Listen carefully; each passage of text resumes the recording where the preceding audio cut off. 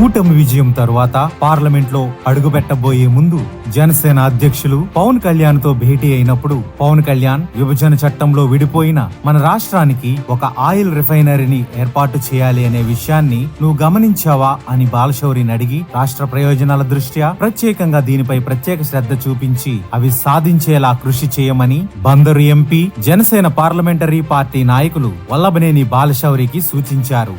నాకు పవన్ కళ్యాణ్ గారు పార్లమెంట్కి వెళ్ళే ముందు ఒక మాట చెప్పారు. ఏమనంటే, నీకు తెలుసా, స్టడీ చేసావా, విభజన హామీ చట్టంలో మనం రాష్ట్రం విడిపోయినప్పుడు మనకు ఒక రిఫైనరీ రావాలి ఇక్కడ అని చెప్పేసి ఉంది, అగ్రిమెంట్లో ఉంది. అది ఇప్పటి వరకు మనకు 10 సంవత్సరాలు అయినా ఇవ్వలేదు. బాలశౌరి, దీని గురించి నువ్వు ఆలోచించావా, చెప్పావా అని చెప్పేసి నాకు పవన్ కళ్యాణ్ గారు చెప్పారు.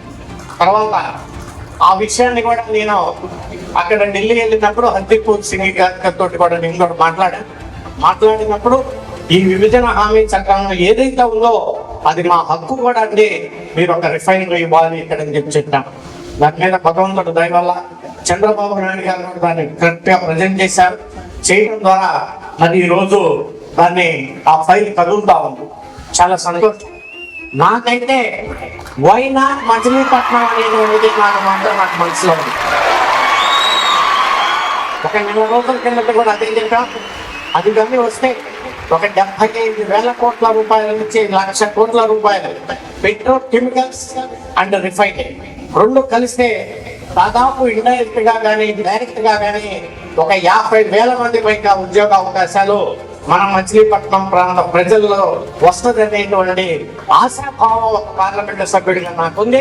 పవన్ కళ్యాణ్ గారి యొక్క ఆశీస్సులు తీసుకుంటాం, చంద్రబాబు నాయుడు గారి యొక్క ఆశీస్సులు తీసుకుంటాం.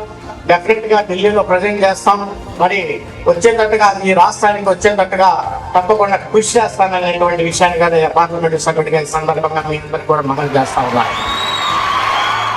కూటమి ప్రభుత్వ ఎంపీలతో కలిసి ఢిల్లీలో జరిగిన సమావేశంలో ముఖ్యమంత్రి చంద్రబాబు నాయుడు రాష్ట్రంలో పెట్టుబడులు పెట్టే వారికి కావలసిన పూర్తి సహకారాన్ని అందజేస్తామని, పరిశ్రమల స్థాపనకు ఆంధ్రప్రదేశ్ అనుకూలమైన ప్రదేశమని తెలిపారు. Machilipatnam MP Janasena parliamentary party నాయకులు వల్లభనేని బాలశౌరి బీపీసీఎల్ సీఎండీ మరియు డైరెక్టర్లను మన రాష్ట్రానికి తీసుకువచ్చి ముఖ్యమంత్రి చంద్రబాబుతో సమావేశపరిచి మచిలీపట్నంలో బీపీసీఎల్ ఆయిల్ రిఫైనరీని ఏర్పాటు చేసేందుకు తన వంతు ప్రయత్నం చేస్తున్నారు.